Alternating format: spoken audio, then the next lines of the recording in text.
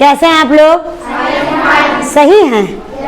अच्छे बोलो यार, सही क्या होता है? हम सभी को अच्छा होना चाहिए, खुश होना चाहिए। और अब हम लोग पढ़ रहे हैं साइंस, तो साइंस का तो अलग ही मज़ा होता है, बहुत सारी चीज़ें हमें जानने को मिलती हैं। तो पिछली कक्षा में हम लोगों ने उत्सर्जन तंत्र के बारे में जानकारी प्राप्त की। हमने ये पाया कि हमारी बॉडी में बहुत सारे तंत्र होते हैं, जिसमें से हम लोग देखिए खून किस तरह हमारी बॉडी में बहता है वो पढ़ चुके हैं, श्वसन सांस लेने के बाद अंदर क्या होता है वो पढ़ चुके हैं, भोजन कैसे पचता है वो पढ़ चुके हैं, पाचन तंत्र जिसे कहते हैं। फिर उसके बाद हम लोगों ने पढ़ा क्या? उत्सर्जन तंत्र, इंग्लिश में जिसे कहते हैं एक्सक्रीटरी सिस्टम। क्या कहते हैं? लास्ट क्लास में हमने सीखा कि उत्सर्जन तंत्र में क्या होता है कि हमारे शरीर में विभिन्न तरह की क्रियाएं होती रहती हैं, जिनके फलस्वरूप हमारे शरीर में कुछ ऐसे पदार्थ भी बन जाते हैं बच्चों, जो हमारे शरीर के लिए जरूरी नहीं होते, जरूरी भी नहीं होते, ऊपर से नुकसान भी करते हैं, हानिकारक भी होते हैं। तो हानिकारक चीजों को क्या करना पड़ता है? शरीर से बाहर निकालना पड़ता है। तो खराब चीजों को, अपशिष्ट पदार्थों को शरीर से बाहर निकालने की क्रिया को क्या कहते हैं? उत्सर्जन। और जो अंग चीजों को छानता है उसे कहते हैं उत्सर्जी अंग। और छन के जो फिल्ट्रेट निकलता है, जो गंदगी निकलती है, उसे कहते हैं उत्सर्जी पदार्थ। क्या कहते हैं? उत्सर्जी पदार्थ। समझ में आई बात? फिर हमने आपको ये प्रोसेस बताया था कि एओर्टा से जब खून निकलता है, फाइनली खून कहाँ से निकलता है? हार्ट के किस भाग से? बाएं निलय। शुद्ध होके खून आता है बाएं अलिंद में, बाएं अलिंद से बाइकस्पिड वॉल से जाता है निलय में, निलय से एओर्टा के द्वारा जाता है बॉडी में, और उसी बॉडी के आने के क्रम में खून एओर्टा से आ रहा है और दोनों किडनी में चला जाता है। अब किडनी क्या करती है? खून को छानती है। खून को छानने के बाद जो गंदगी होती है वो यूरेटर के द्वारा, हिंदी में जिसे कहते हैं मूत्र वाहिनी। क्या कहते हैं? मूत्र वाहिनी का मतलब होता है नली, और जिसमें से मूत्र जाए।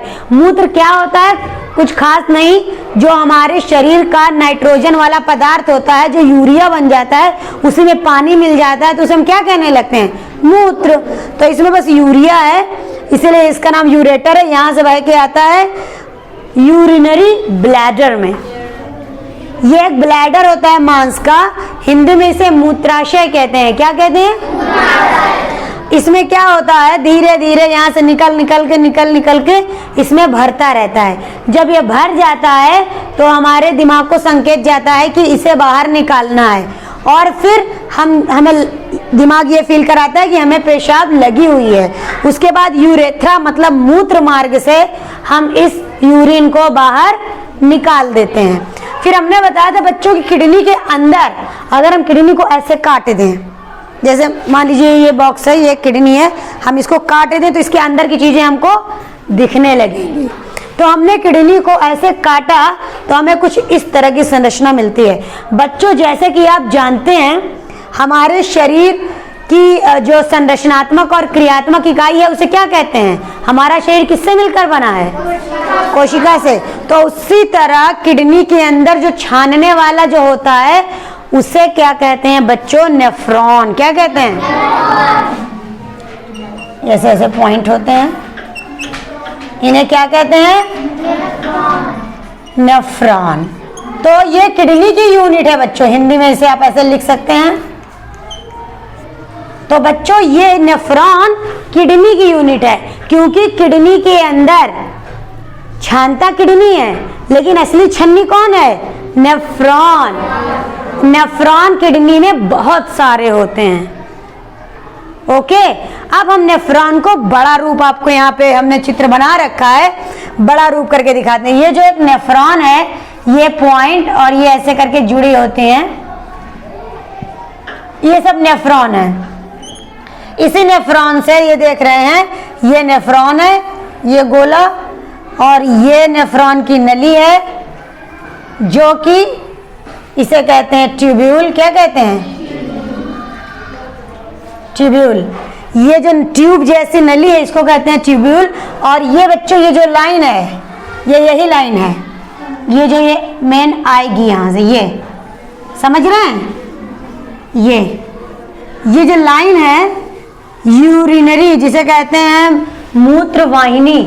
तो जितने भी ये नेफ्रॉन होते हैं बच्चों, ये सब किस में कनेक्ट होते हैं? मूत्र वाहिनी में कनेक्ट होते हैं। और ये जो ये संरचना है जहाँ पे छनता है खून, इस बच्चे ये कटोरे जैसा दिख रहा है ना, इसीलिए इसे कहते हैं बोमेन कैप्सूल। क्या कहते हैं? और ये जो एक छन्नी जैसी चीज लगी है यहीं पे छनता है, इसे बच्चों कहते हैं ग्लोमेरुलस। क्या लिखा है? ये इंग्लिश में लिखा है, आप इसको हिंदी में भी ऐसे ग्लोमेरुलस, समझ में आया? ऐसे लिख सकते हैं इसे आप बोमेन्स कैप्सूल, इसी तरह हिंदी में भी लिख सकते हैं। इसकी हिंदी क्या होती है ये जानने की आवश्यकता आपको नहीं है, आप इसे बोमेन कैप्सूल कहिए, आप इस संरचना को ग्लोमेरुलस कहिए। अब आपको पता है डर्टी ब्लड आता है। अब बच्चों यहाँ दो चीजों को समझो, बहुत इंपॉर्टेंट, डर्टी ब्लड और इम्प्योर ब्लड। डर्टी मतलब गंदा, इम्प्योर मतलब अशुद्ध। जब हम इम्प्योर को प्योर करते हैं तो उसके लिए हम उसमें ऑक्सीजन मिलाते हैं। क्या मिलाते हैं? ऑक्सीजन। लेकिन हम जब डर्टी को क्लीन करते हैं तो हम उसको छानते हैं। जैसे मैं खून हूं, दिल से अभी अभी निकला हूं, तो मुझ में क्या है? ऑक्सीजन। लेकिन ऑक्सीजन जब मेरे बॉडी में आया तो केमिकल रिएक्शन हुई होंगी, तो उसमें बहुत सारी गंदगी मेरे अंदर अभी है। ऑक्सीजन मिल गई है, खून शुद्ध हो गया है, लेकिन खून में गंदगी है।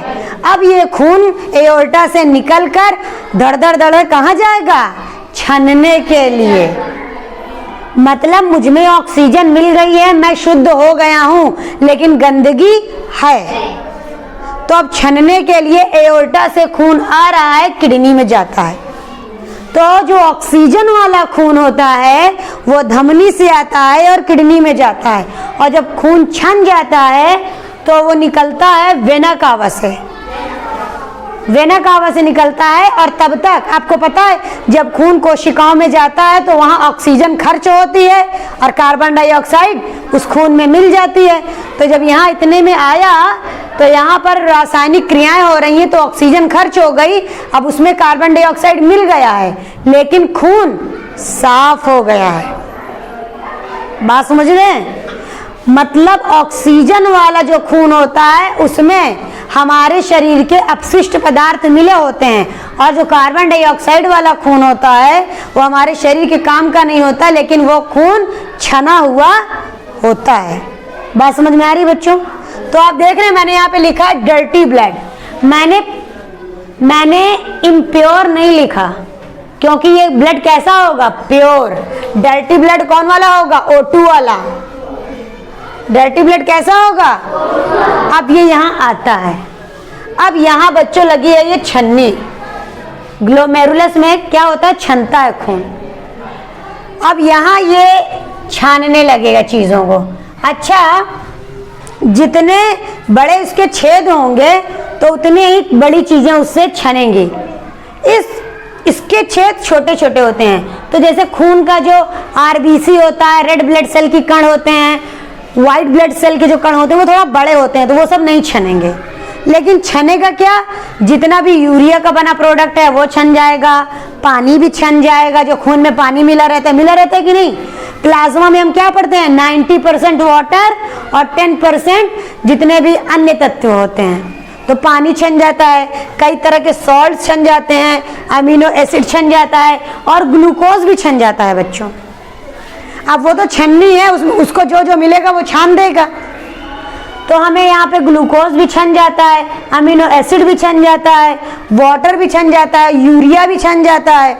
वही यूरिया जो वो नाइट्रोजन का बना पदार्थ होता है, और कई तरह के लवण भी छन जाते हैं जिन्हें सॉल्ट्स कहते हैं।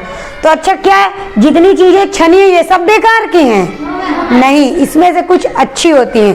तो नेचर ने हमारी बॉडी को ऐसा बनाया है कि जो काम होता है ना उत्सर्जन तंत्र का, ये 3 स्टेप में होता है।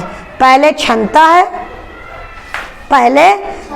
है, फिर छनने के बाद जो अच्छा होता है उसे पुनर्अवशोषित कर लिया जाता है यानी फिल्ट्रेशन, फिर रीएब्जॉर्प्शन यानी फिर से उसे खून में मिला दिया जाता है, और तीसरा यूरिनेशन, पेशाब के रूप में वो निकल जाता है। तो ध्यान दो, इधर यहाँ पे छना और जो ग्लूकोज वगैरह थे वो सब बहने लगेंगे। अब आप देख रहे हैं कि ये जो नली है, ये जो इस नली में खून आ रहा है, कौन सी नली है?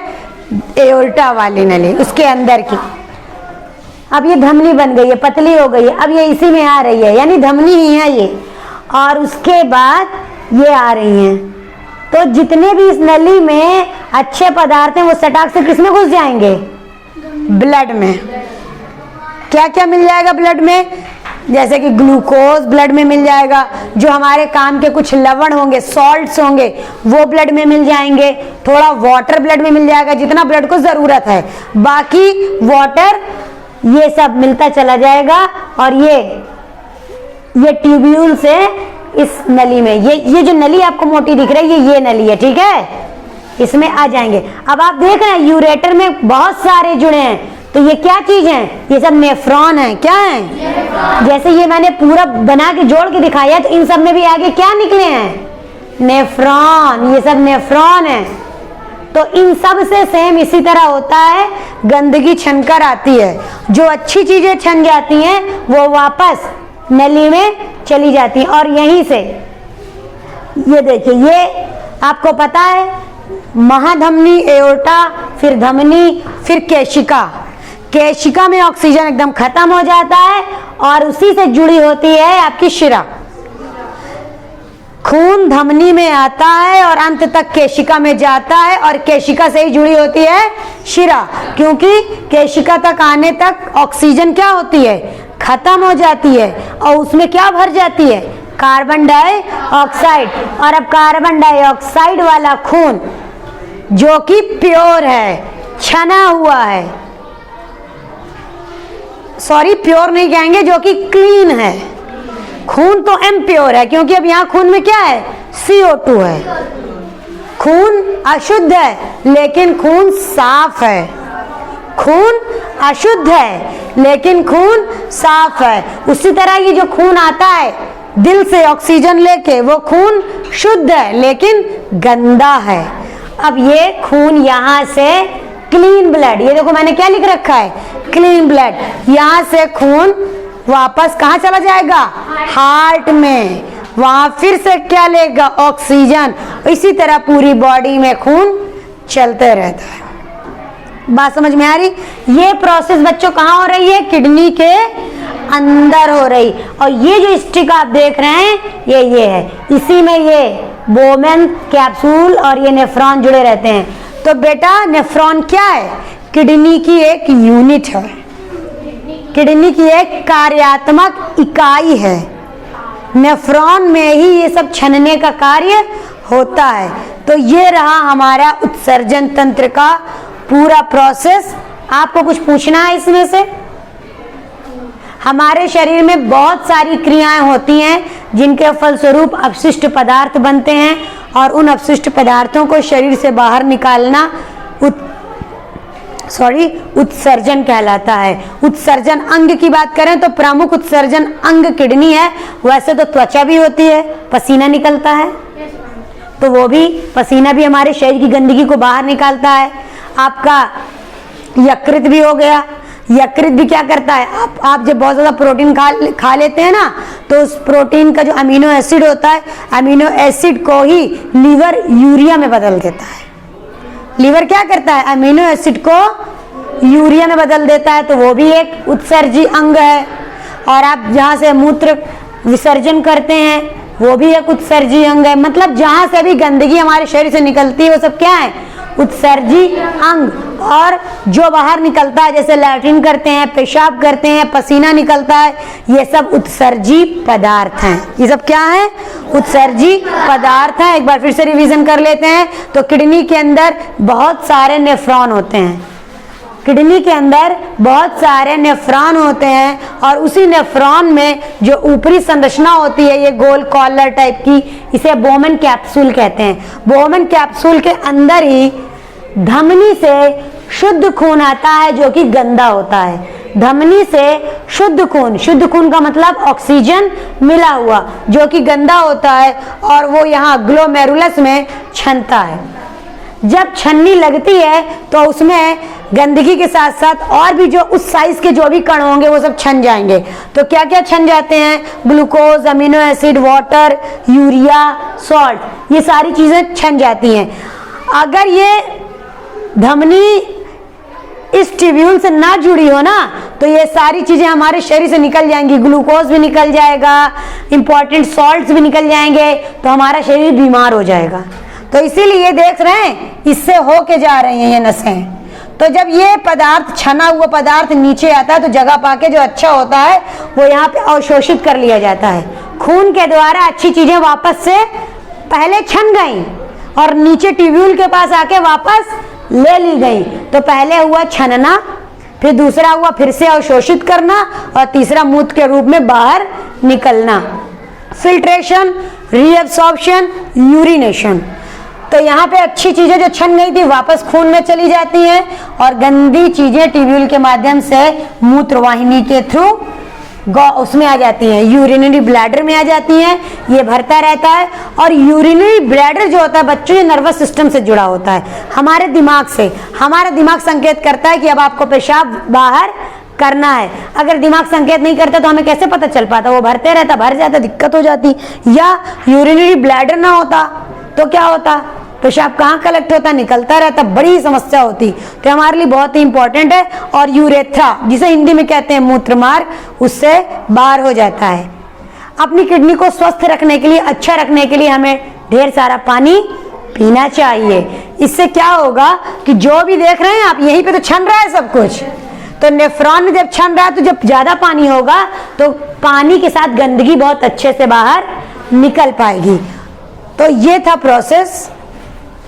और खून, ऑक्सीजन वाला खून जो कि गंदा होता है, उसे में सारे अपशिष्ट पदार्थ होते हैं, वो छनता है और केशिका के आने तक उसका सारा ऑक्सीजन खत्म हो जाता है और उसमें CO2 मिल जाती है। और CO2 वाला खून साफ खून होता है जो कि फिर से ऑक्सीजन लेने के लिए कहाँ जाता है? हार्ट में जाता है। तो ये था किडनी का फंक्शन। आज के लिए इतना काफ़ी है। आप लोग रिवीजन करके आएंगे, अच्छे से इसके बारे में पढ़ के आएंगे। हम अगले दिन इसके आगे का टॉपिक देखेंगे। ठीक है? थैंक यू बच्चों।